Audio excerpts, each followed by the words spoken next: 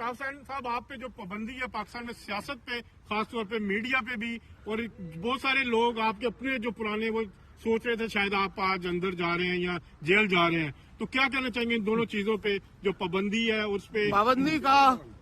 اب حکومت پاکستان کو، پاکستان کی عدالتوں کو سوچنا چاہیے کہ یہاں پر صرف ججز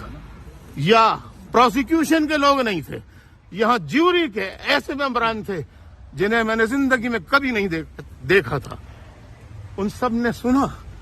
ایک ایک چیز بیان کی گئی، اور جو کچھ ہوا وہ نتیجہ اللہ تعالیٰ نے فتح کی صورت میں آپ سب کے سامنے دکھایا ہے. اب پاکستان کی پیمرا ہو یا حکمراں ہو یا ادارے ہو،